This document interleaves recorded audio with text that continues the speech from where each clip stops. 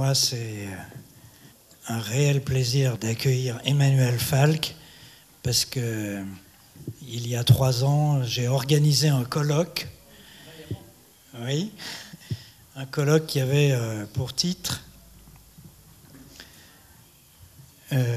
Rencontre et confrontation avec Emmanuel Falck, duquel est sorti ce gros volume de 700 pages de contribution à ce colloque. Jean-François Petit a également participé à ce colloque.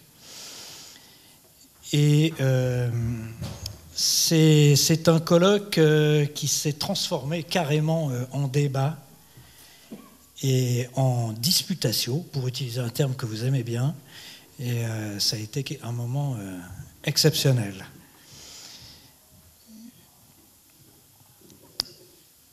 Alors, Emmanuel Falck, vous êtes professeur de philosophie, directeur de recherche et ancien doyen de la faculté de philosophie de l'Institut catholique de Paris, spécialiste de philosophie médiévale et de phénoménologie. Vous êtes agrégé de philosophie, docteur en philosophie, habilité à diriger des recherches. Vous êtes doyen honoraire de la faculté de philosophie, membre du conseil scientifique de la recherche de la Cato et directeur de l'axe de recherche philosophie de la religion. Vous êtes directeur du 3e cycle en faculté de philosophie et vous avez de nombreuses participations dans des universités étrangères. Je citerai Trente en Italie, Boston, Santa Barbara, New York. Et vous avez de nombreuses publications à votre actif, dont les plus importantes, Saint Bonaventure et l'entrée de Dieu en théologie, qui est votre thèse, le Triduum philosophique, le combat amoureux, cet ouvrage issu du colloque que j'ai organisé qui a pour titre Une analytique du passage, avec les réponses qui sont dans ce volume qui s'intitule Parcours d'embûches. Votre dernier ouvrage, c'est celui-ci qui a pour titre Le livre de l'expérience. Le titre de votre conférence ce soir, c'est donc Le christianisme est-il croyable ? C'est vous qui avez proposé ce titre. Donc nous allons parler de la foi et de la croyance. Je dirais qu'il y a un très très grand problème qui est toujours d'actualité d'ailleurs et qui a été travaillé par les pères de l'Église et les auteurs médiévaux en particulier. C'est le rapport entre le croire et le comprendre. C'est-à-dire, faut-il comprendre ce que je crois, ou bien je crois pour pouvoir comprendre. Cette question a été traitée par un très grand auteur qui s'appelle Saint Anselme, et d'ailleurs votre ouvrage commence par Saint Anselme. Eh bien, je vais vous donner le micro pour répondre à cette question peut-être. Merci beaucoup, cher Claude. Je suis heureux de me trouver ou me retrouver dans l'Académie catholique de Val-de-Seine. C'est la première fois que je viens ici. Nous avons donc un passé commun. Ce colloque que vous avez vaillamment organisé. Voilà, je suis heureux de saluer aussi Jean-François Petit, Vincent Laquet et d'autres. Et j'admire quand même le dynamisme sans fin de Claude Brunier-Coulin. Assez remarquable. Donc, cette question, le christianisme est-il croyable ? Je dirais même, le christianisme est-il crédible ? Alors en fait, je voulais donner comme titre, le christianisme est-il crédible ? Mais ça ne fait pas très envie, ce mot de crédible, un peu compliqué, donc plus fort. Voilà. Donc le christianisme est-il crédible et pas seulement croyable ? Quelle différence entre le christianisme est-il croyable et le christianisme est-il crédible ? Ce n'est pas tout à fait la même chose. On fait des distinctions philosophiques, on commence par là, je suis philosophe, ne vous inquiétez pas, vous allez suivre sans difficulté, je pense. Le christianisme est-il croyable ? Ça veut dire, est-ce qu'on peut y croire ? Est-ce que ce sont des balivernes ? Ou est-ce qu'il y a des gens croyants et des gens qui ne croient pas ? Pourquoi il y a des incroyants ? Pourquoi on ne croit plus ? Question qu'on peut traiter. Mais la question que je voudrais traiter, c'est une question qu'on appelle de fondamentale. En philosophie, on appellera une ontologie fondamentale qui concerne l'être de l'homme. En théologie, on appellera ça une théologie fondamentale qui concerne l'être de Dieu. Et donc la question, le christianisme est-il crédible, et pas simplement le christianisme est-il croyable, va interroger les raisons de croire.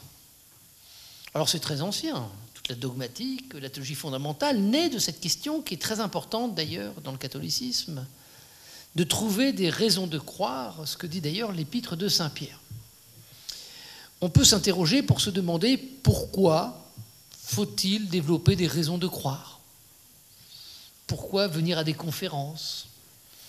Pourquoi ne pas se satisfaire de lire la Bible et de prier? Eh bien parce que, et ça c'est un point que je soulève beaucoup dans le livre de l'expérience, parce que l'expérience ne suffit pas.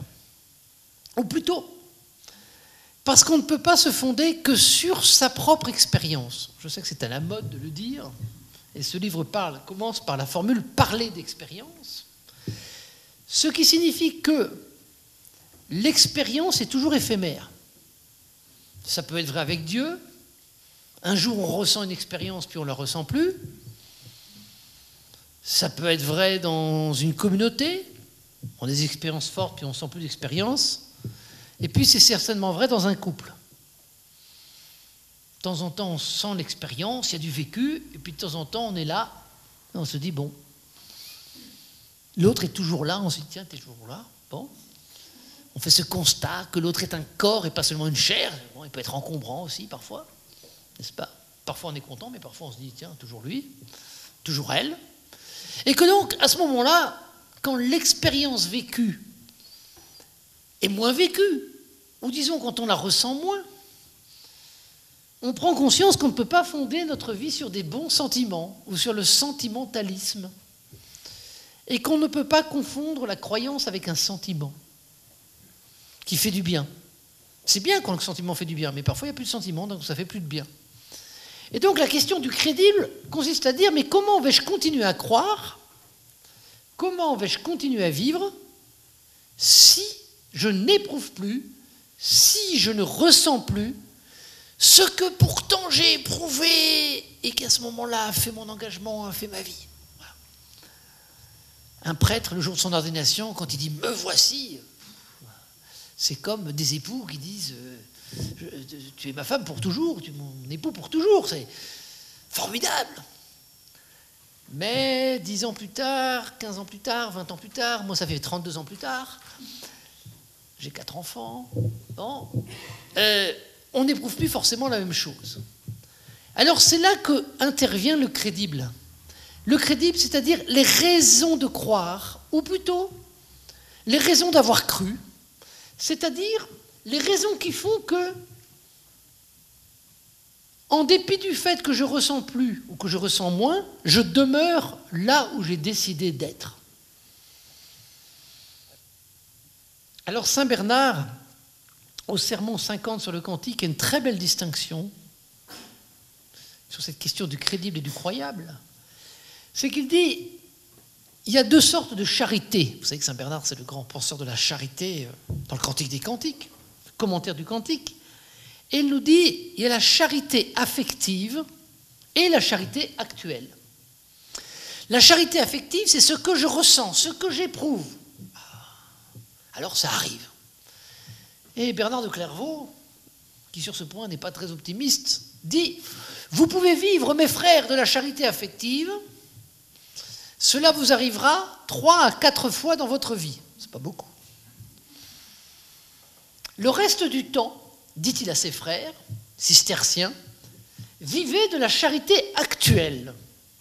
Et qu'est-ce que c'est que la charité actuelle? C'est le respect de la règle. Écoutez, si vous ne sentez plus Dieu, si vous n'avez plus ce sentiment que Dieu bat en votre cœur, si vous ne ressentez plus rien, continuez à aller aux offices, continuez à être à l'heure au repas, continuez à faire vos services, continuez à prier. C'est le seul moyen pour que la charité affective, peut-être, puisse revenir. Dans un couple, ça peut être pareil, même s'il y a des cas où on ne peut pas le vivre, on arrête, voilà. Mais c'est dire, voilà, dans des couples et de nombreux couples, on ressent parfois la charité affective. On dira d'ailleurs en phénologie que dans ce cas-là, l'autre est une chair, c'est un vécu, et je rencontre le vécu de l'autre et le corps de l'autre. Et donc l'éros, c'est la rencontre de deux chairs différenciées, donc c'est magnifique. Et puis parfois, le vécu, je t'aime, tu m'aimes, ça a du mal à être dit par la bouche et impossible à être dit par le corps. Et dans ce cas-là, l'autre n'est plus une chair, mais c'est un corps. Et ça, je crois beaucoup que dans les couples, on peut faire l'expérience de l'autre comme corps-objet. Alors quand on est célibataire, on se plaint parce qu'il n'y a personne, et quand on est marié, on se plaint parce qu'il y a quelqu'un.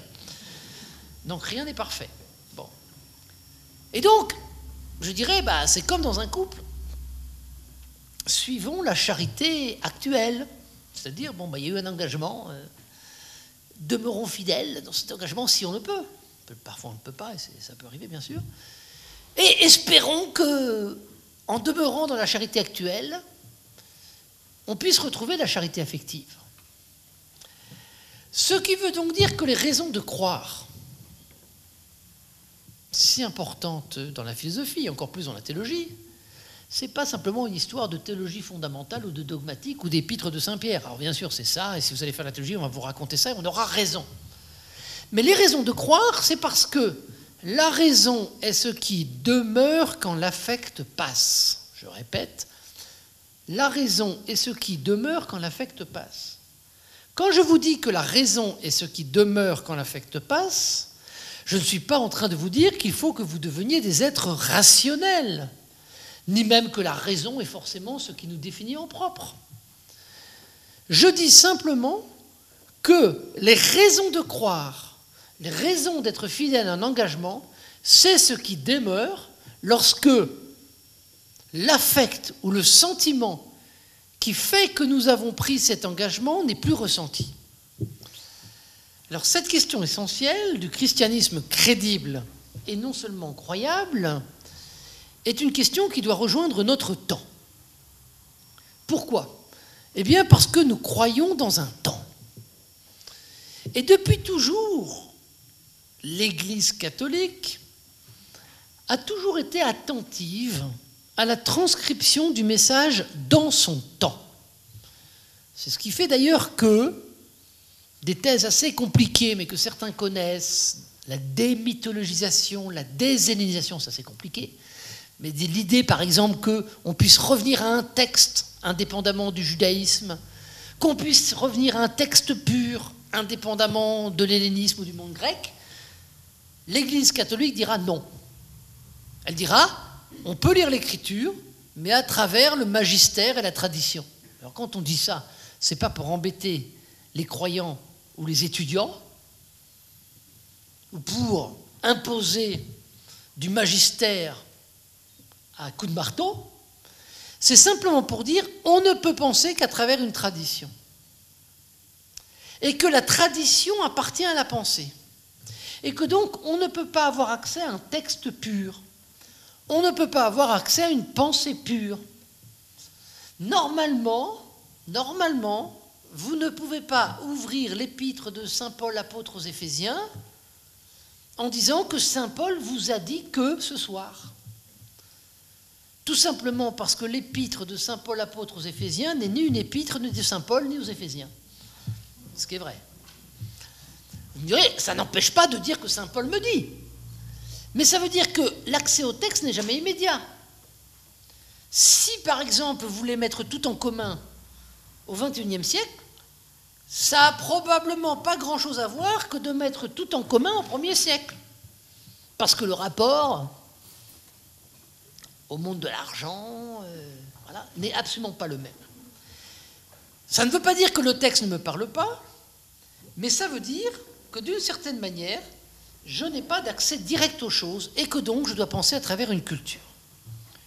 C'est un point sur lequel a énormément insisté le Concile Vatican II, et en particulier le pape Jean XXIII, dans un discours très important du 11 octobre 1962, qui est le discours d'ouverture du Concile Vatican II, où le pape Jean XXIII souligne qu'il faudrait, ou qu'il faut aujourd'hui, eh bien, pouvoir traduire le dogme, en étant fidèle au dogme et à la tradition, dans la culture de notre temps. Il dit même dans les concepts de notre temps.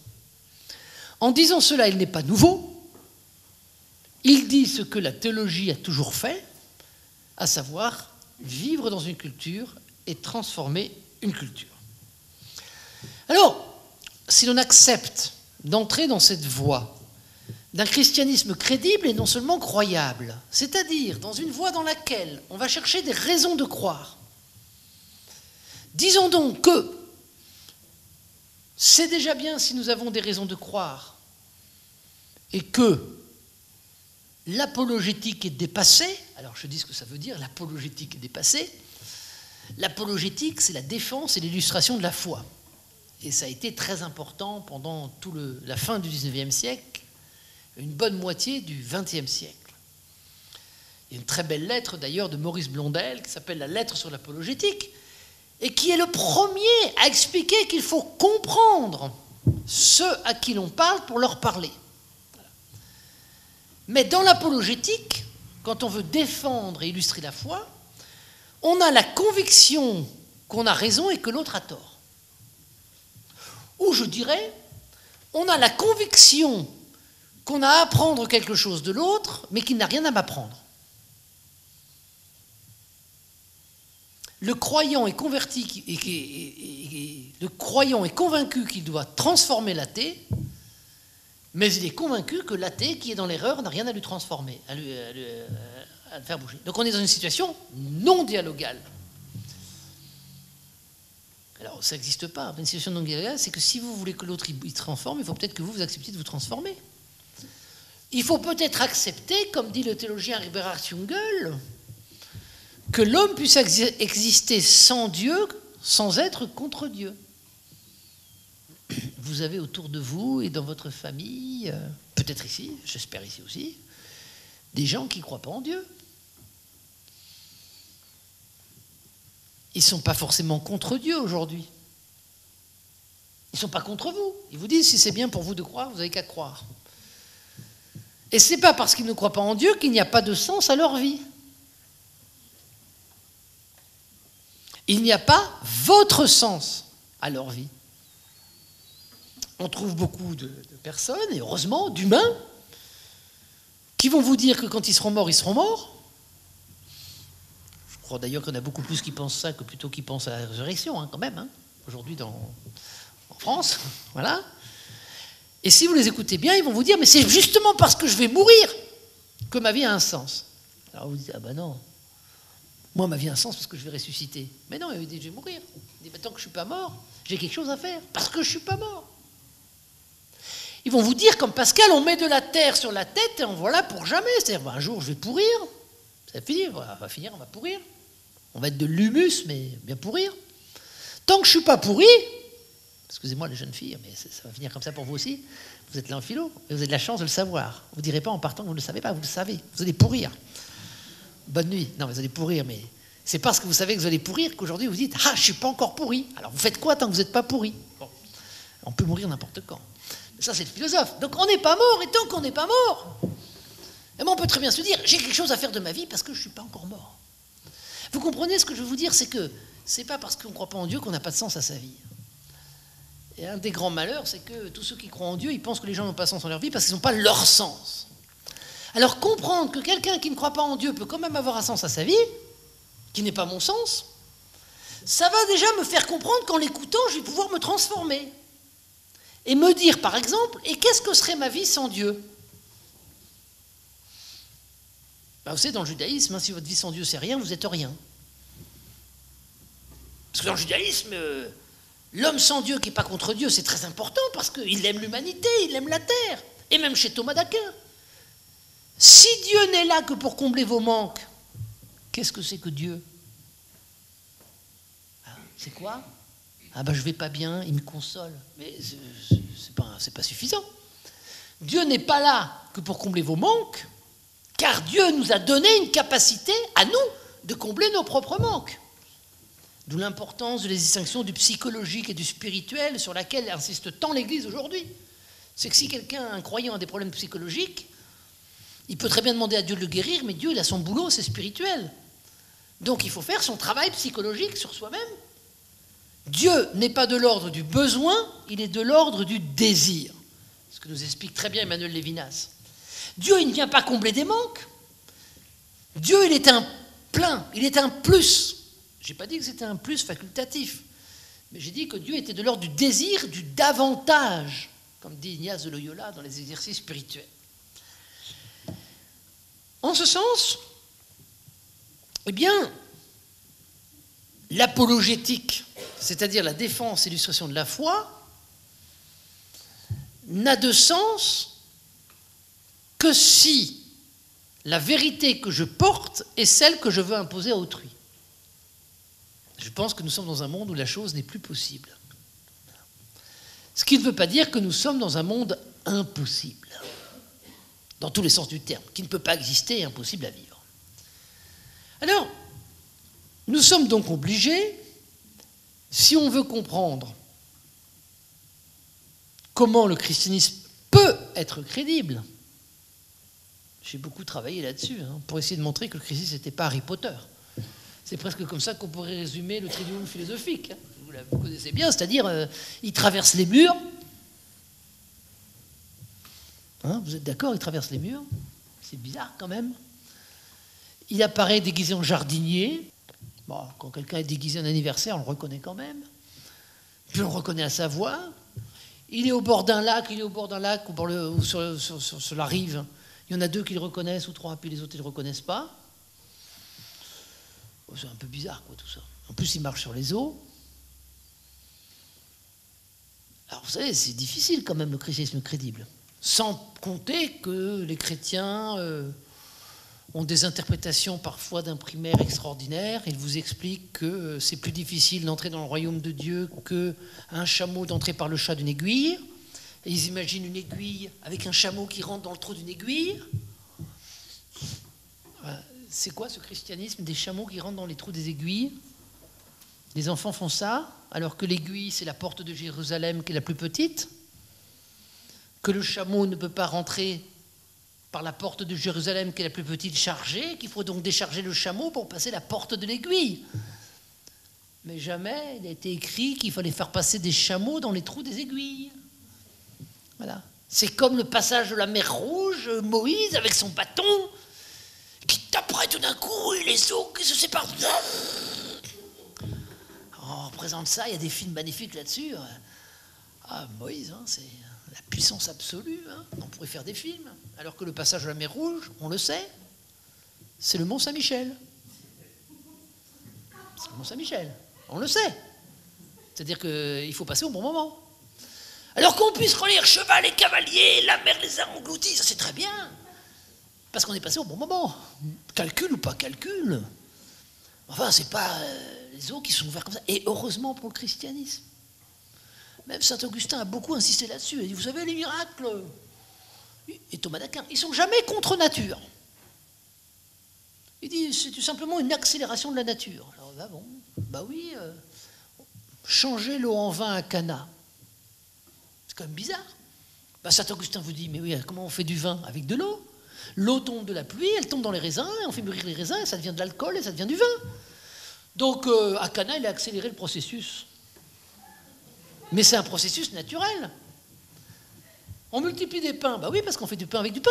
Alors, avec le boulanger, on fait du pain avec du pain, et on fait des poissons avec des poissons. Voilà. Il y aura juste un petit problème, c'est quand il marche sur les eaux. Mais ça, c'est lui. Bon, alors, ça sera plus difficile. Donc, ce que je veux vous dire, c'est que, vous voyez que cette question de la crédibilité du christianisme, pourquoi elle est si importante? Parce que, même pour les enfants, ça ne veut pas dire grand-chose. Et que quand vous faites du catéchisme, parfois vous devez vous dire, mais qu'est-ce que je raconte? Et quand ils vous disent, mais madame, pourquoi lui il l'a reconnu et l'autre il l'a pas reconnu? Ou quand ils vous disent, madame ou monsieur, quand il mange du poisson sur la plage, quand il est ressuscité, il devient quoi le poisson dans son estomac? Est-ce que quand je vais ressusciter, j'aurai mes organes génitaux sans m'en servir, comme dit Thomas d'Aquin? Ce qui est très profond, hein, ce qui est très profond, parce qu'il y a l'intégrité. Maintenant, est-ce qu'on peut dire aujourd'hui qu'on va sortir des boîtes, exactement comme vous le voyez dans toutes les cathédrales, où on passe les jambes par-dessus? Est-ce qu'il y a quelqu'un ici qui croit qu'il va sortir d'une boîte à la résurrection finale? Mais si vous ne croyez pas que vous allez sortir des boîtes, vous croyez à la résurrection des corps? Quel fondement du christianisme? Si vous ne croyez pas à la résurrection des corps, votre foi est vaine et vide est votre prédication. Il faut se demander ce que c'est que le corps. Mais le corps tel qu'on le pense aujourd'hui, c'est plus le corps tel qu'on le pensait à l'époque d'Aristote ou de Thomas d'Aquin. Donc si on ne pense pas à la résurrection des corps à partir de la manière dont on le pense aujourd'hui, comment vous voulez parler de la résurrection des corps? C'est pas possible. C'est pas possible. Mais Thomas d'Aquin l'a très bien compris. Parce que Thomas d'Aquin, pour parler de la résurrection des corps, il était allé chercher Aristote, un grec. Donc probablement que nous, aujourd'hui, quand on veut parler de la résurrection des corps, il faut chercher un Husserl, un Merleau-Ponty. Il faut faire aujourd'hui le geste que Thomas d'Aquin a fait à son époque, ou même Augustin, c'est-à-dire entrer dans une culture et transformer cette culture. Ce qui veut dire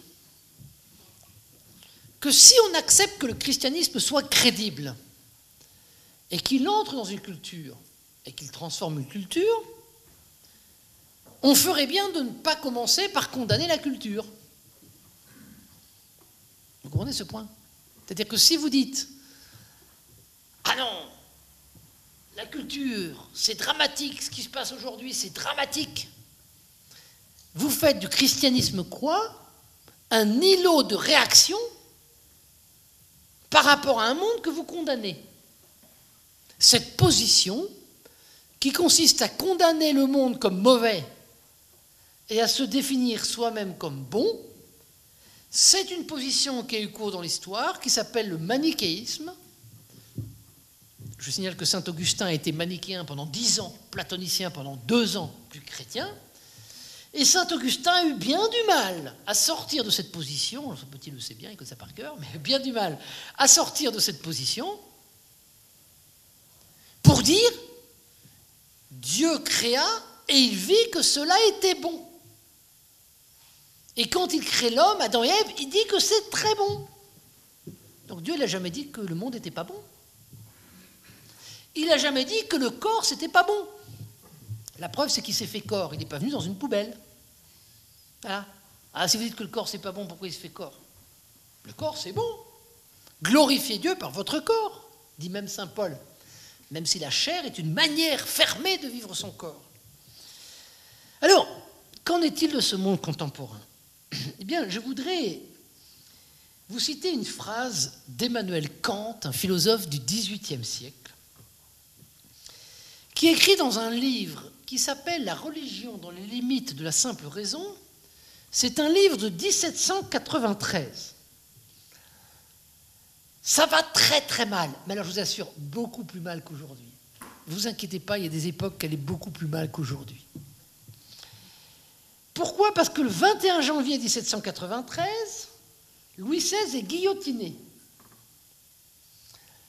Ça ne va pas très bien quand même, hein. La révolution, contre-révolution. Et pourtant, Kant écrit cette phrase, qui est l'ouverture de ce livre, « La religion dans les limites de la simple raison », que le monde est mauvais, c'est là une plainte aussi ancienne que l'histoire, et même que la poésie plus vieille encore, bien plus aussi ancienne que le plus vieux de tous les poèmes, la religion des prêtres. Ça annonce presque Nietzsche, ça. C'est-à-dire, qu'est-ce qu'il nous dit? Que le monde est mauvais, c'est une plainte récurrente et aussi ancienne, de sorte qu'à toutes les époques, on pense que le monde dans lequel on est va plus mal que le monde d'avant. Donc aujourd'hui, ça va vraiment mal. Très très mal. Mais c'était tellement bien avant. Écoutez, vous auriez vécu en 1907, en pleine querelle du modernisme, au moment de la séparation de l'Église et de l'État. Le christianisme était autrement plus menacé par rapport à ce qu'il était qu'il ne l'est aujourd'hui. Je ne dis pas qu'aujourd'hui il n'est pas menacé, aujourd'hui on l'enferme dans une sphère privée. C'est là, ça menace peut-être. Mais il y a des moments où ça allait très mal. Prenez Saint Augustin. Saint Augustin qui développe son œuvre sous un empereur qui s'appelle Théodose, qui dit que le christianisme c'est la loi de l'Empire, donc tout ça, ça marche, et au bout de 20 ans, 410, 392, 410, sac de Rome, les barbares. Augustin dit, qu'est-ce qui se passe? Où sont les chrétiens? Qu'est-ce qu'on va devenir? Et il écrit un livre qui s'appelle La Cité de Dieu, pour distinguer la cité terrestre et la cité céleste, qui ne sont pas du tout deux mondes, comme chez Platon, mais des manières de vivre. Hein.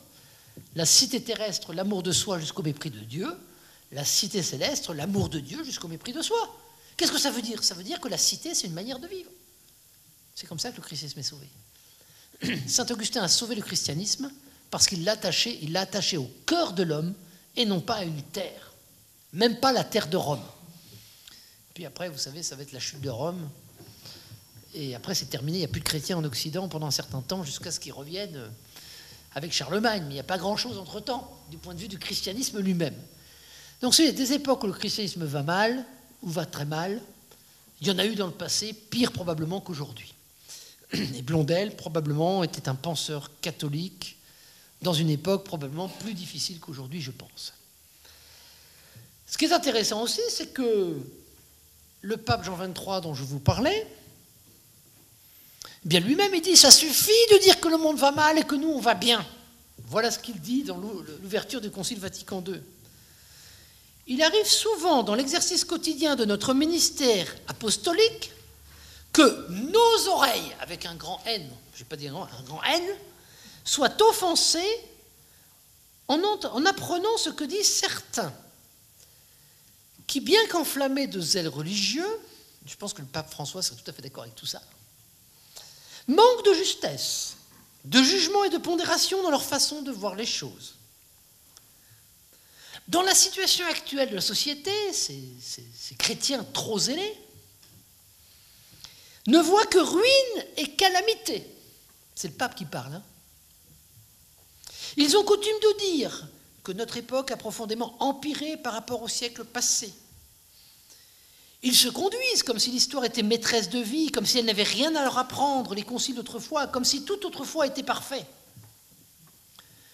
Et il ajoute, il nous semble nécessaire de dire notre complet désaccord, avec un grand N, avec ces prophètes de malheur qui annoncent toujours des catastrophes comme si le monde était près de sa fin.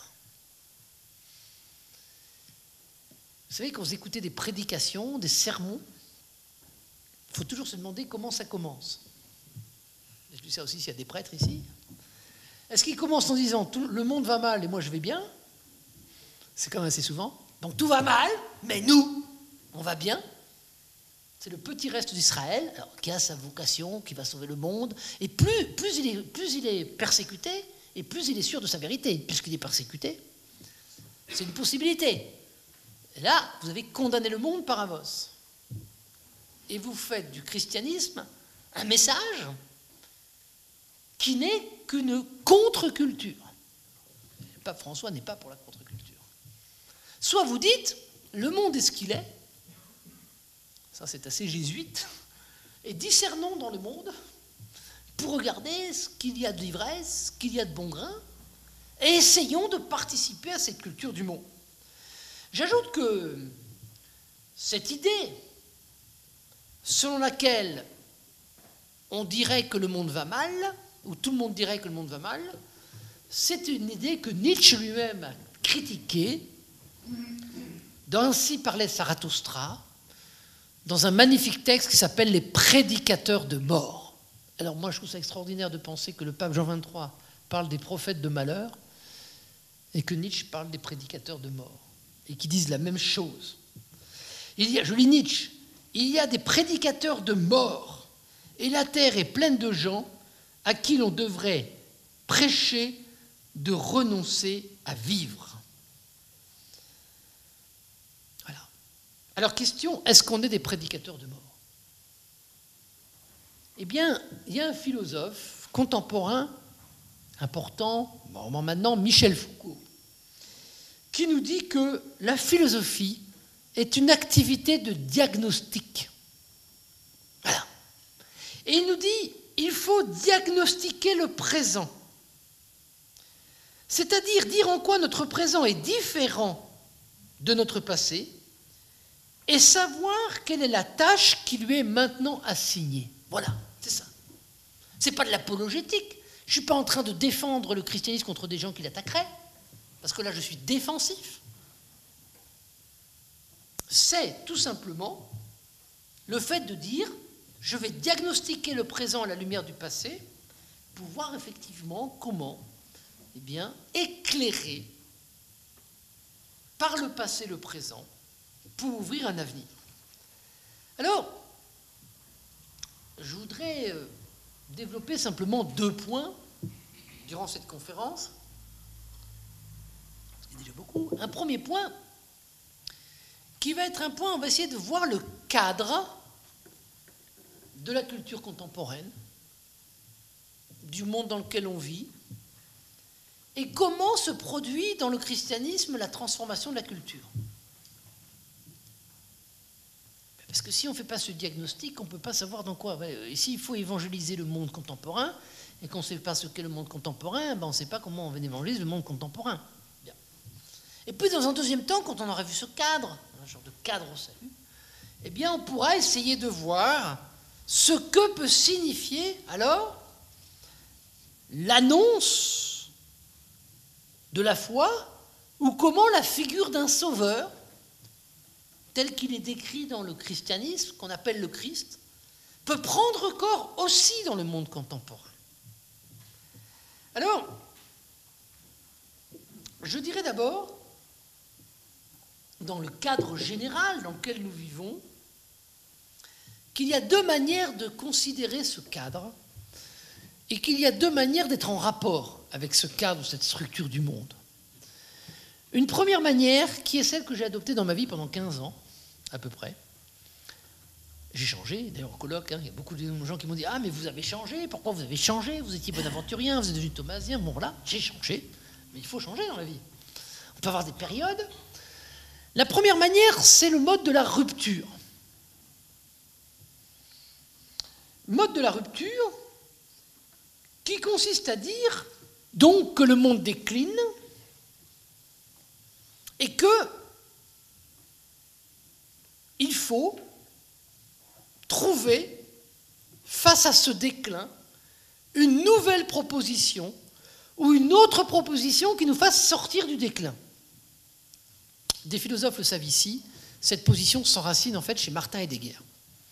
J'ai mis du temps à le voir, je ne vais pas vous parler trop Martin Heidegger, mais Martin Heidegger pense qu'à la suite d'Hölderlin, que nous sommes dans une situation de péril, que le péril vient de la technique, que la technique, c'est la manière de penser, le Gestalt, qui consiste à calculer, et que la métaphysique est le résultat d'une pensée en forme de calcul, voilà, et qu'il faut sortir de la métaphysique. Donc, si vous voulez, je ne vais pas vous embêter avec ça, parce que vous n'êtes pas forcément un public de philosophes, et vous n'avez pas à l'être, mais l'idée qu'il faut sortir de la métaphysique, qu'il faut faire toute autre chose, qu'on va être sauvé par la poésie, par exemple, comme dira Heidegger, c'est d'une certaine manière condamné dans le monde dans lequel on vit la technique. Mais ça ne va pas de soi. Pourquoi ça ne va pas de soi? Eh bien parce que il n'est pas que mauvais le monde technique. Alors les jeunes le savent, et moi aussi, moi j'ai un iPhone. Et puis on s'est téléphoné tout à l'heure. J'étais un peu en retard. Non, c'est pas mal. Aujourd'hui, vous prenez l'avion comme un rien, ça vous coûte moins cher que le TGV, que le train, et vous allez en Afrique du Nord. C'est pas que mauvais prendre des avions, je ne sais pas si vous vous rendez compte, il y a un siècle qu'on prend l'avion. Et alors qu'on prend l'avion à ce prix-là, ça fait 10 ans, 15 ans. Alors, la deuxième solution, c'est de dire, au lieu d'être dans une situation de rupture, nous allons essayer d'être dans une situation d'accompagnement. Et là, en fait, c'est la position de Bergson. Et assez étonnamment, Bergson est très loin de la position de Heidegger, même si beaucoup de heideggeriens font du Bergson aujourd'hui, parce qu'à la fin d'un livre qui s'appelle « Les 2 sources de la morale et de la religion », Bergson nous dit que la mécanique appelle une mystique. C'est-à-dire qu'il dit qu'évidemment, avec le progrès technique, nous avons un pouvoir toujours grandissant sur le monde. Alors à son époque, ça nous fait rire, il prend l'exemple des pelleteuses. Ces espèces de machines qui vont ramasser énormément de terre d'un coup. Grâce à la pelleteuse, on fait quand même des trous qu'on ne ferait jamais à la main. Donc on voit que la technique nous donne un pouvoir sur le monde grandissant. Mais dit, la mécanique ou la technique appelle une mystique. C'est-à-dire que si le corps grandit, pourquoi il grandit? Pas parce qu'on grandit, mais parce qu'on a plus de pouvoir sur le monde, il faut que l'esprit grandisse. La mystique, c'est ce qu'il va appeler le supplément d'âme. Très connu. Il nous faut rechercher un supplément d'âme. Voilà. Plus on est en relation avec les uns avec les autres, par le téléphone, par Facebook, plus on doit penser ce que ça veut dire que d'être en relation. Est-ce que vivre, c'est n'être qu'un homme public sur Facebook et regarder ce qu'on vit, ce que vivent les autres? Est-ce que l'accès à n'importe quelle image sur un téléphone, je ne vous dirai pas les statistiques de ce qui se passe, voilà, mais n'exige pas un supplément d'âme? La technique donne un pouvoir sur le monde. Il n'est pas forcément mauvais, mais tout dépend de l'usage qu'on en fera. Donc, deux positions possibles par rapport au monde. Une position de rupture en disant que le monde ne va pas bien, que c'est la technique, que le monde technique nous perd, parce qu'en fait, on n'est plus capable d'entrer en soi-même et de vivre en soi-même, et que c'est tellement malheureux, et qu'autrefois, c'était tellement bien quand on faisait la prière à table. Et que... Bon, très bien. Première position. La deuxième position consiste à dire, bon, le monde change. Comment pouvons-nous faire, y compris nous chrétiens, pour vivre de ce supplément d'âme pour accompagner ce changement? Premier point. Deuxième point que je voudrais souligner dans ce cadre, dans cette structure du monde. Le deuxième point, c'est que, en réalité, le christianisme n'a jamais duré, jamais, lorsqu'il s'est présenté en forme de contre-culture. Jamais. Alors, je ne dis pas qu'il n'y a pas des moments dans l'histoire où des contre-cultures vont être très puissantes. On va voir des communautés, voilà. Le problème, c'est que quand vous regardez dans la durée, ça ne dure pas. Les ordres qui ont duré n'ont jamais été les ordres de la contre-culture. Voilà. Les franciscains n'étaient pas à leur époque des ordres de la contre-culture, du tout. Hein? Vécu, voilà, les dominicains n'étaient pas des ordres de la contre-culture. Et même les bénédictins n'étaient pas des ordres de la contre-culture. Vous savez pourquoi les bénédictins ont duré au cours des siècles? Parce qu'on boit du vin à table. Ça, c'est la sagesse de Saint-Benoît. Ben oui, on boit du vin à table. C'est-à-dire que la règle est dure, mais elle n'est pas trop dure. Ben oui, parce que l'homme, c'est bien le jeune. Mais à un moment donné, j'en peux plus, moi, de cette vie-là. J'en veux plus, j'ai des passions, j'ai des pulsions, j'ai faim, j'ai envie de boire un coup. Voilà. Donc d'une certaine manière, si vous voulez, le danger, ça serait une forme de puritanisme qui ferait que, voire de manichéisme, qui ferait que d'une certaine manière, l'humain n'est pas pris en tant que tel. Donc, le christianisme n'a jamais duré dans la contre-culture. Par contre, il a duré dans la transformation de la culture. Et ça, c'est extraordinaire. Parce que ça n'aurait jamais dû marcher. Vraiment, ça n'aurait jamais dû marcher. Vous savez, les chrétiens en ont fait les frais dès le départ. Si vous regardez, par exemple, le chapitre 17 des Actes des Apôtres, Saint Paul arrive à Athènes. Il y a même marqué que des épicuriens et des stoïciens étaient là. C'est la seule fois où il y a des philosophes, donc c'est intéressant. Et qui lui demandent... que veut dire cette jacasse? C'est de quoi tu nous parles? Alors lui, il leur parle de la résurrection des morts, et ils s'en vont en disant, on t'entendra là-dessus une autre fois, ils s'en vont en ricanant. Enfin, il faut quand même mesurer l'écart entre le monde grec et le monde chrétien. Hein. Dans le monde grec, pour simplifier, les dieux ne parlent pas aux hommes, Alors, ils peuvent imposer des choses dans le fatum, le destin. On peut essayer de lire le destin des hommes dans un vol d'oiseau, choses comme ça, dans les tripes d'un poulet ou d'un animal, on peut le faire. Mais enfin, c'est le destin. Comme Oedipe, la famille des Labacides. Voilà. Et puis, on va offrir des animaux, faire des offrandes aux dieux chez les Grecs, voilà, en sachant qu'il y a plusieurs dieux. Bon. Les Juifs, déjà, c'est plus facile, parce que les Juifs, ils disent qu'il n'y a qu'un seul Dieu. Bon, c'est quand même plus facile. Hein, on comprend mieux. Ils disent en plus que Dieu parle aux hommes. Donc c'est quand même plus facile de faire des prédications aux Juifs que des prédications aux Grecs.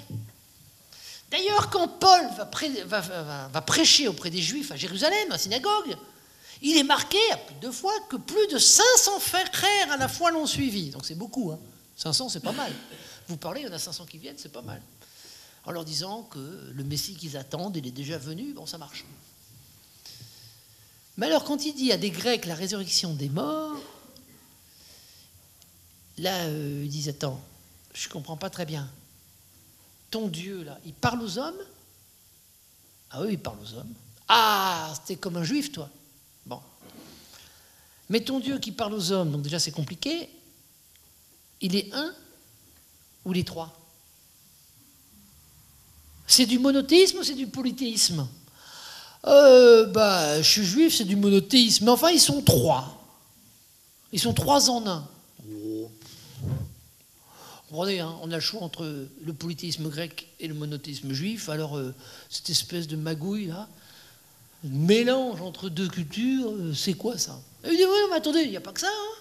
En plus, il est devenu homme. Alors là, même Lévinas dit, arrêtez. Il a écrit un texte, un dieu-homme, il dit c'est impossible, c'est un cercle carré, Dieu c'est Dieu, l'homme c'est l'homme. Et en plus il est mort. Ah bon, alors ça c'est bien. Et en plus il est ressuscité, en plus dans un corps. Ça ne peut pas marcher. Et donc à la fin de la prédication de Paul, vous allez voir, ça ne marche pas du tout, il s'en va, tout penaud, on t'entendra là-dessus une autre fois. 2 disciples l'ont suivi, l'un du nom de Denis l'Aréopagite. Je n'ai pas le temps de vous raconter cette histoire merveilleuse, parce que quelqu'un s'est fait passer pour Denis l'Aréopagite au VIe siècle, un moine syrien qui a fait croire qu'il était le disciple de Paul. On a attendu Thomas d'Aquin ou l'époque de Thomas d'Aquin pour comprendre que ce n'était pas le disciple de Paul. Et en plus, comme saint Paul parlait du Dieu connu comme inconnu, c'est la thèse qu'il a prise, c'est extraordinaire.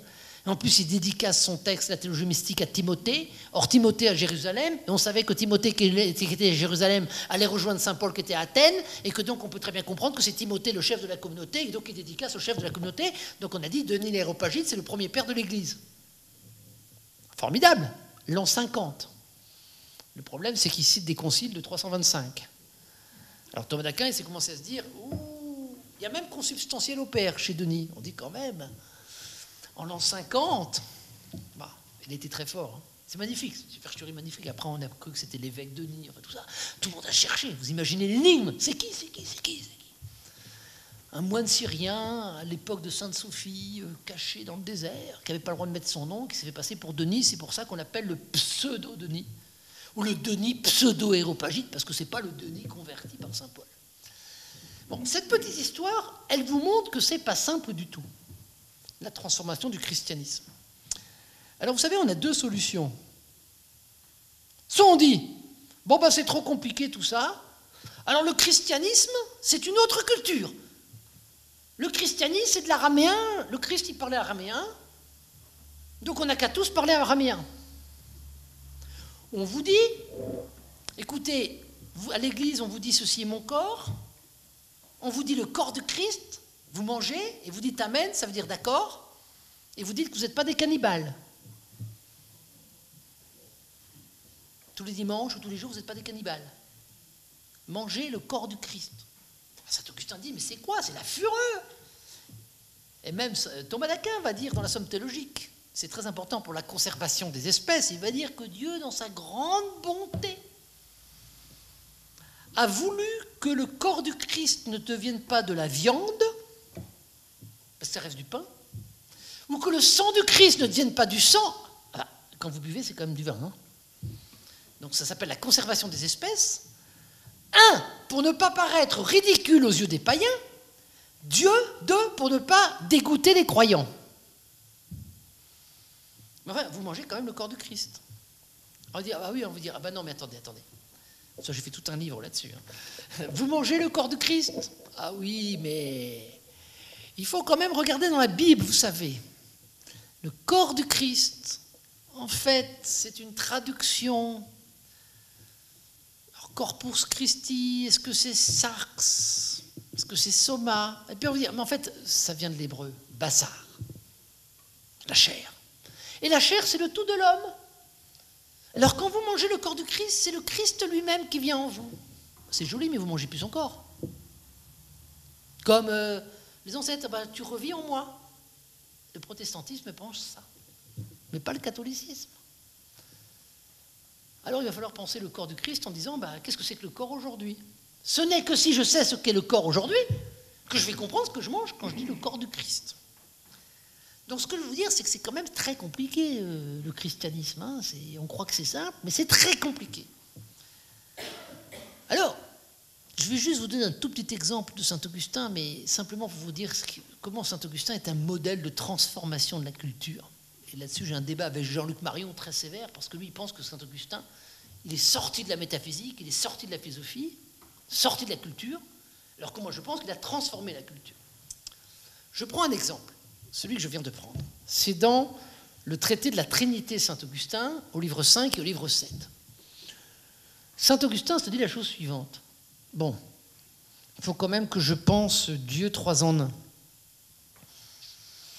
On a bien dit que c'était trois personnes, là, le Père, le Fils et l'Esprit Saint, mais ça veut dire quoi, trois personnes ou trois hypostases? Saint-Augustin se dit, c'est très joli, je parle de trois personnes pour dire quelque chose et ne pas rester sans rien dire. C'est-à-dire qu'il ne sert pas du tout ce qu'il dit. En tout cas, il dit, je ne sais pas très bien ce que je dis. Alors en grec, c'est des hypostases, des manières d'être, on ne sait pas trop comment définir ça. Et en latin, c'est des persona, et les personas, c'est des masques.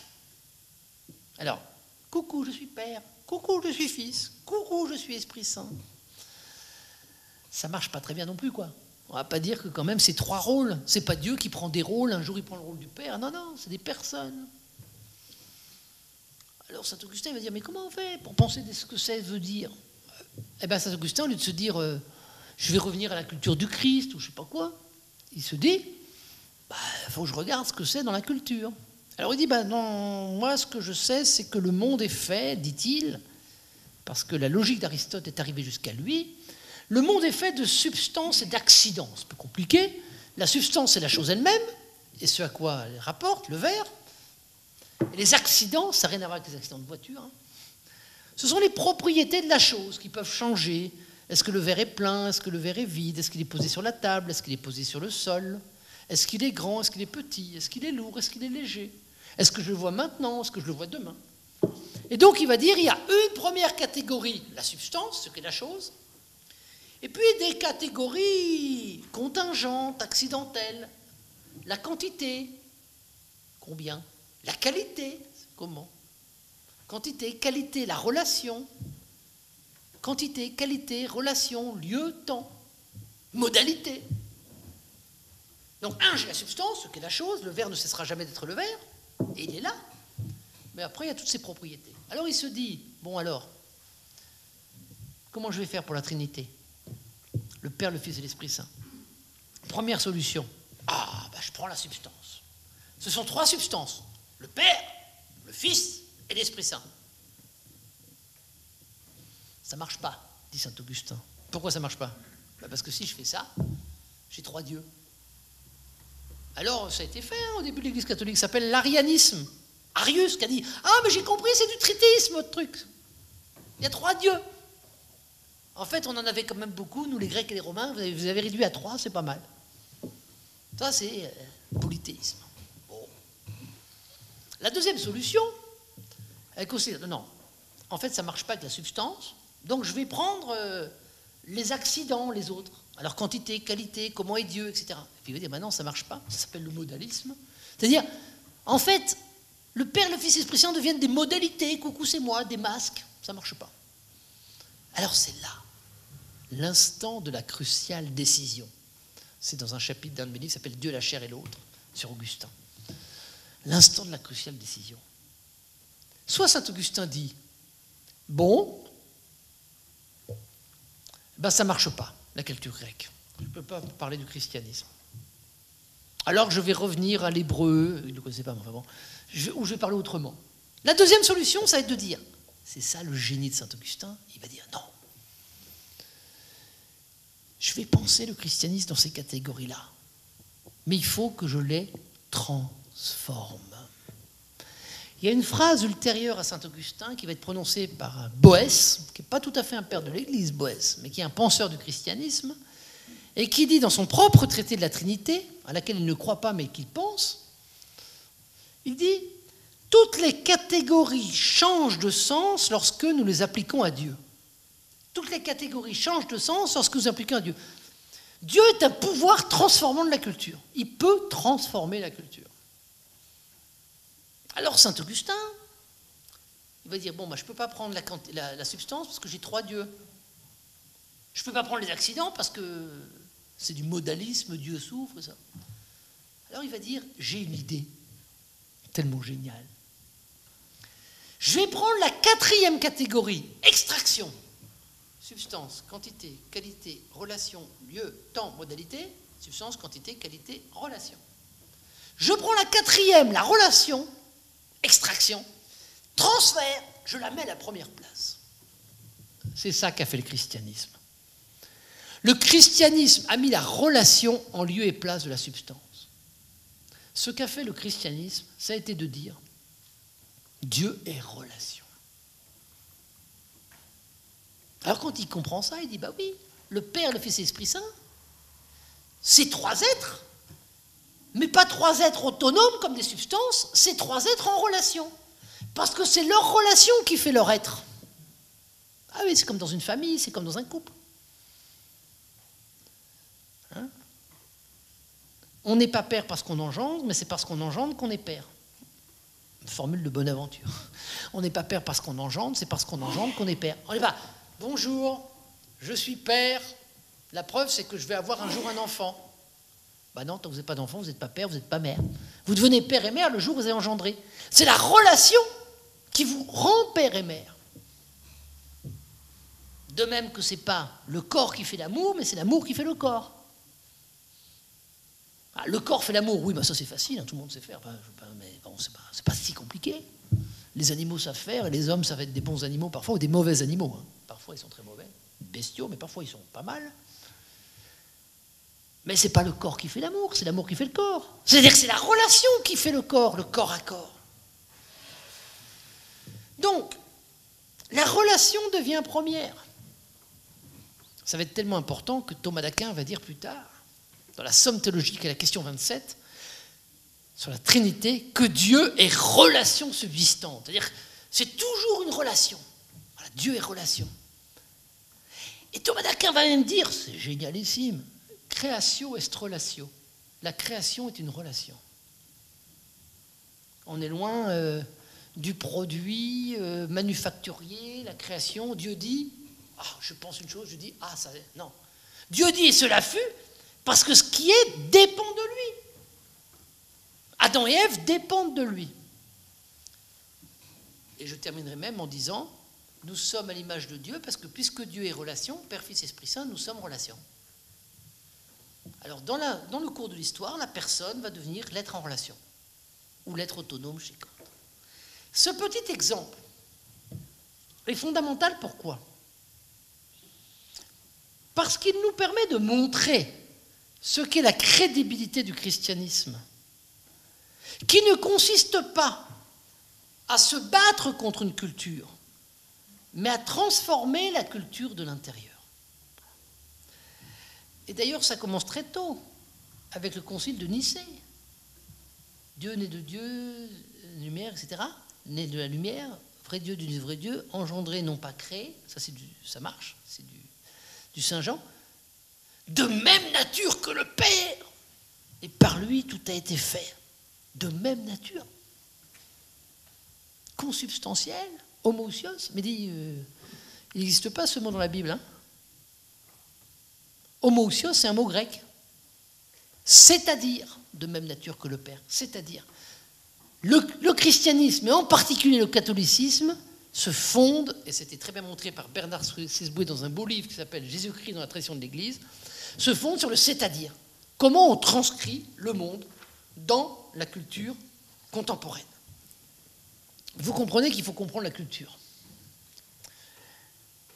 Alors, qu'est-ce qui faisait la culture à l'époque, par exemple chez Thomas d'Aquin, dont on vient de parler? Qu'est-ce qui était nouveau? Et dans quoi le christianisme a-t-il pris corps? Eh bien, ce qui était nouveau, à l'époque de Thomas d'Aquin, c'était la définition de l'homme par la raison. Ah, mais c'est pas archi nouveau. Bien sûr que saint Augustin en parle. Mais à partir d'une définition de l'homme comme animal raisonnable qui lui vient d'Aristote. Et vous savez que Thomas d'Aquin a beaucoup insisté pour dire qu'on pouvait atteindre Dieu par la raison, et pas simplement par la révélation. Voilà. Qu'on peut dire des choses de Dieu avec notre raison. Et j'ajouterais même qu'il n'y a pas de raison qu'avec notre raison, nous ne puissions rien dire de Dieu, car sinon Dieu ne nous aurait pas donné la raison. Moi, je ne comprends pas très bien tous ceux qui disent que notre raison ne peut rien dire de Dieu si c'est le propre de l'homme. Enfin, vous voyez faire un cadeau en disant bah, « je te fais ce cadeau, mais il est tellement pourri que tu n'auras jamais parlé de moi avec ce cadeau. » Surtout, hein? Alors vous dites bah non, c'est le péché. Mais non. Si la raison est si importante, c'est parce qu'elle peut dire aussi quelque chose de Dieu. Ça, c'est Thomas d'Aquin. Pas tout, mais quelque chose. Mais la raison, c'est pas que ça chez Thomas d'Aquin. La raison, c'est aussi quelque chose de commun. Ah, ça c'est formidable. Parce que Thomas d'Aquin, le premier ouvrage qu'il a écrit s'appelle La Somme contre les gentils, Contra Gentiles, avant la Somme théologique. En fait, moi je l'appelle une somme pour les gentils. Vous savez, on a beaucoup parlé du parvis des gentils. Ça veut dire quoi la somme pour les gentils? Eh bien, Thomas d'Aquin dit, écoutez, voilà, alors c'est une fiction, on ne sait pas si c'est vraiment pour ces gens-là, il dit, vous savez, si je veux parler aux Juifs, c'est très facile quand on est chrétien, parce qu'on a une écriture en commun, ça s'appelle l'Ancien Testament. Donc c'est facile. On n'a qu'à montrer que Isaïe 53, le chant du serviteur souffrant, c'est le Christ sur la croix. C'est pour ça que ça s'est bien marché, d'ailleurs, Saint Paul et les Juifs. Puis si je veux parler avec les hérétiques, c'est assez facile. On a un texte en commun. Alors j'ai qu'à parler avec les docètes ou les gnostiques en leur disant que Dieu s'est fait véritablement chair et qu'il ne faut pas prendre l'enveloppe humaine dans l'hymne philippien comme un abîme et que c'est la vraie corps de l'homme. Donc on a une écriture en commun avec les Juifs, on a une écriture en commun avec les hérétiques. Et la question de Thomas d'Aquin est la suivante. Qu'avons-nous de commun avec les Mahométans et les païens? Les musulmans? Ou, alors, autant de Thomas d'Aquin, on ne va pas dire ceux qui croient en Dieu, parce qu'il y en a ceux qui ne croient pas en Dieu, ça n'existe pas. Mais ceux qui croiraient en d'autres dieux, des sacrifices, en des animaux, des choses comme ça. Et Thomas d'Aquin dit, nous n'avons pas d'autre solution que de recourir à la raison. C'est magnifique. La raison, c'est le pis-aller de la révélation. Puisque je n'ai pas d'écriture en commun, ben on va chercher quelque chose de commun dans la nature. Et c'est à partir de ce que nous avons en commun dans la nature que nous allons développer ce qu'il en est de la révélation. C'est pour ça que ça vient à la fin. Le 4e livre du Contra Gentiles va parler de la révélation. Mais avant, on parle de Dieu, on parle de la création, on parle de la providence. Alors, j'arrive maintenant à aujourd'hui. C'est quoi aujourd'hui ce que nous avons en commun? Ben, ce n'est pas la raison. On ne vit plus à l'époque de Thomas d'Aquin. Nietzsche, Freud, Marx sont passés par là. Ce qui fait l'homme d'aujourd'hui, ce que dit Foucault, c'est que l'homme d'aujourd'hui, c'est une figure de la finitude dans les mots et les choses. Et moi, j'ai écrit un livre qui s'appelle « Métamorphose de la finitude ». Qu'est-ce que c'est que la finitude? La finitude, c'est l'angoisse de la mort, ou pour faire simple, la certitude que je vais mourir et que quand je serai mort, ça sera fini, ça sera foutu. Ce qui fait l'homme contemporain, c'est pas la raison, c'est pas qu'il croit en Dieu, ce qui n'était pas le cas forcément des païens d'ailleurs, à l'époque de Thomas d'Aquin. Ce qui fait l'homme contemporain, c'est qu'il sait que quand il sera mort, c'est foutu, c'est fini. Au Moyen-Âge, on n'était pas tout à fait là-dedans. On pensait toujours qu'il y avait une présence de surnaturel. Alors vous pouvez dire, bah, c'est dramatique, mais je vous défie de me dire que quand vous serez mort, ce ne sera pas foutu, que ce ne sera pas fini. En tant qu'homme. Je ne dis pas que la résurrection n'existe pas, je ne vous dis pas ça. Je vous dis qu'en tant qu'homme, c'est fini, c'est foutu. C'est que le Christ sur la croix, quand nous on traduit Tétélestai, tout est accompli, on dit ça. Tétélestai, tout est accompli. C'est un mot qu'on trouve dans un verset d'un tragique grec qui s'appelle Échille et qu'on traduit « c'est foutu, je suis au bout du rouleau ». Alors il y a un monde entre « tout est accompli et dans 3 jours je reviens », mais moi je meurs tout de suite, je reviens dans 3 jours, et c'est foutu, peut-être que je ne reviens pas. Et c'est Charles Péguy qui l'a magnifiquement montré dans le dialogue de l'histoire et de l'âme charnelle, où il dit que si le Christ n'a pas vécu la mort de tout le monde, la mort dont mes parents sont morts, la mort dont je mourrai, et la mort dont mes enfants mourront, sa mort n'est pas ma mort, et donc sa résurrection n'est pas ma résurrection, c'est un héros. Il faut donc que le Christ ait vécu la mort de tout le monde, pour que sa résurrection soit ma résurrection. Donc en tant que philosophe, ce qui fait aujourd'hui la vie, c'est la finitude, c'est l'angoisse de la mort, c'est fini. La question devient, comment dans ce cadre parler du christianisme? Ma thèse, une de mes thèses, consiste à dire que la métamorphose de la finitude, c'est le nom que je donne pour la résurrection, consiste à dire que si pour l'homme, en tant que philosophe, la mort et la connaissance de la mort est la fin de la vie, et que quand on est philosophe, il n'est pas trop tard, ça ne fait rien, tu peux être philosophe tout de suite, et donc tu sais que tu vas mourir, mais moi aussi, je te rassure, moi je suis déjà vieux, mais bon, t'inquiète pas, tu vas être vieux comme moi ce jour, j'espère. Eh bien, tu sais que tu vas mourir, mais ça se fait depuis très longtemps. Vous savez, quand on dit que les enfants, c'est l'émerveillement, la beauté devant la vie, la psychanalyse a montré qu'une naissance est une déchirure, c'est un traumatisme. Donc nous, on n'arrête pas de s'émerveiller, mais c'est beaucoup plus tragique qu'on ne le dit, qu'on ne le pense. Et l'enfant sait très tôt qu'il va mourir. Il voit ça à travers des oiseaux, puis qu'il y a quelqu'un qui meurt, son grand-père qui meurt, il dit ah ben moi aussi. Mais alors c'est une chance de savoir qu'on va mourir. Quelle chance vous avez ce soir de l'apprendre si vous ne le saviez pas. Parce que quand vous allez mourir, si vous avez la chance de mourir un peu vieux, parce qu'autrefois on disait surtout qu'il fallait... Le bonheur absolu, c'était de voir venir la mort. Aujourd'hui, c'est le malheur absolu. Ah, si je pouvais mourir d'un coup sans m'en rendre compte. Bon, mais au XVIIe siècle, c'était horrible de mourir sans s'en rendre compte. Parce qu'on ne pouvait pas se préparer à mourir. Alors maintenant, qu'on sait tous qu'on va mourir, vous le savez que je le sais, et que le philosophe est celui qui le sait, au lieu d'être dans ce que Heidegger appelle la peur de décéder, ah, j'ai peur de mourir, je ne vais pas rentrer dans la voiture, telle place, je ne vais pas prendre l'avion, ça c'est la peur du décès, c'est pas ça dont je vous parle. Je vous dis que tout homme ici, qu'il soit jeune ou vieux, peut dire « je sais que je vais mourir ». Tout homme ici peut dire que la chose la plus sûre de sa vie, c'est pas cogito ergo sum, je pense donc je suis. Descartes n'est pas suffisamment juste. La chose la plus sûre de ma vie, c'est sum moribundus, dit Heidegger, je suis un mourant. Alors il y a quand même une question que je vous pose. Pourquoi la chose la plus sûre que 2 plus 2 égale 4, plus sûre que la somme des angles d'un triangle est égale à 2 droits. Pourquoi la chose la plus sûre? Je vais mourir. L'événement le plus sûr est le moins connu dans sa nature. Qu'est-ce que la mort?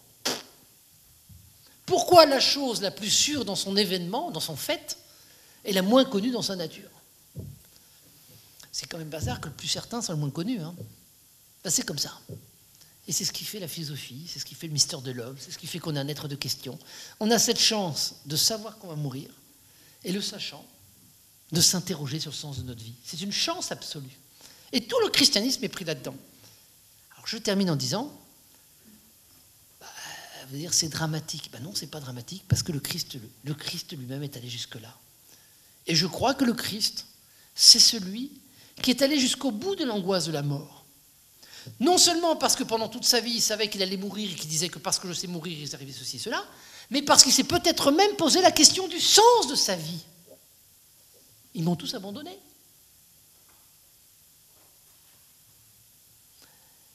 Mais le Christ a ceci de propre, qu'il nous apprend, c'est que la mort qu'on sait ou qu'on vit est une mort qui doit toujours être offerte à un autre. Ce que nous a appris le Christ, c'est à ne pas nous enfermer sur notre mort. C'est pour ça qu'il n'y a pas un combat entre Dieu et Dieu, comme dit Moltmann. Il n'y a pas de combat entre le Fils et le Père. Mon Dieu, pourquoi m'as-tu abandonné? Comme s'il y avait une tension entre les deux et que le Père ne voulait pas écouter. Non! Le Fils ne cesse de crier vers l'autre, vers le Père. Mon Dieu, pourquoi m'as-tu abandonné? Père, pardonne-leur, ils ne savent pas ce qu'ils font. Le Christ a cru en sa résurrection. Ce que des théologiens contemporains disent tous aujourd'hui, Ursin Balthazar, Karl Rahner, ils vont vous dire, c'est une certitude de foi. Et le Père l'a ressuscité. Ce que dit le discours de Pierre, à Pentecôte. Cet homme que vous avez crucifié, Dieu l'a ressuscité. Ce que nous apprend le Christ, c'est à mourir et ressusciter avec lui. Mais il ne peut pas nous exempter de la peur de mourir et de l'angoisse de la mort qui fait notre vie. Et donc, cette définition de l'homme moderne comme finitude, alors qu'autrefois c'était la raison, c'est pas si dramatique. Pourquoi? Eh bien parce qu'elle nous ramène à notre humanité. Je termine en concluant en disant, un chapitre très important dans le Triduum philosophique, doit-on dire alors aujourd'hui qu'il y a un drame de l'humanisme athée? Cette formule renvoie à un livre très connu d'Henri de Lubac qui s'appelle « Le drame de l'humanisme athée », qui a été publié en 1944 jusqu'à la fin de la guerre, la première édition, après il a été repris.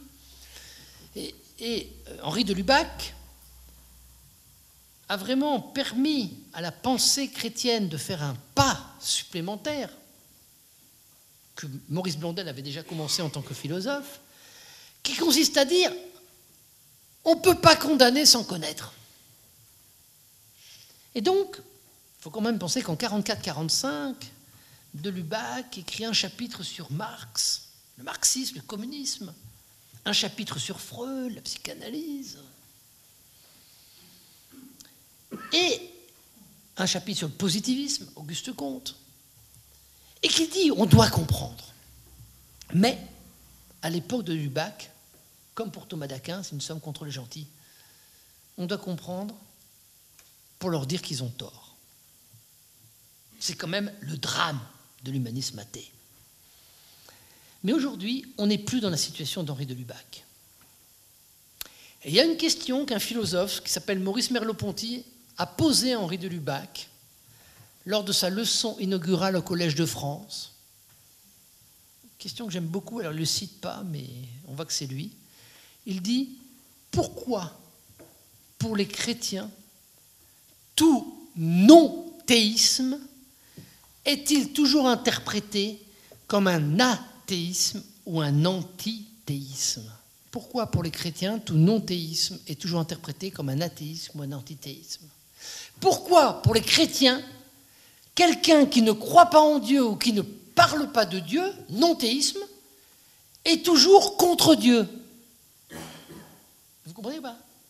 Vous avez un frère, une sœur, un enfant, un père qui ne croit pas en Dieu.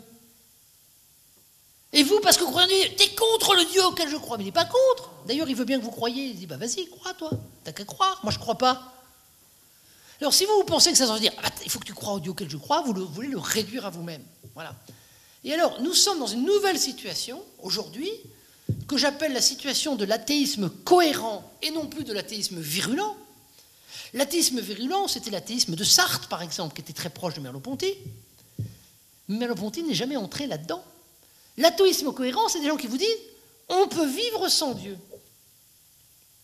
Alors, vous pouvez dire, c'est beaucoup plus difficile d'être en face de personnes qui vous disent qu'on peut vivre sans Dieu que d'être en face de personnes qui vous disent on ne veut pas de ton Dieu. Parce que quand vous êtes en face des personnes qui vous disent on ne veut pas de ton Dieu, athéisme virulent, au moins ils parlent de Dieu. Ah, t'en veux pas de mon Dieu? Mais dis-moi, qu'est-ce que t'entends dans ton mot Dieu? Moi, je vais te dire. Mais aujourd'hui, comme dit le théologien Herbert Jungel, nous sommes dans l'utopie de Dieu, au sens étymologique, pas l'utopie de l'idéal, mais utopos. Topos, c'est le lieu, l'absence de lieu. Y a-t-il encore une place pour parler de Dieu? Voilà la question d'aujourd'hui. C'est pas Dieu existe ou Dieu n'existe pas. Mais la question, c'est celle que posait Nietzsche dans L'Insensé du Gai Savoir. Où est Dieu? Et si le christianisme doit être crédible, c'est parce que nous devons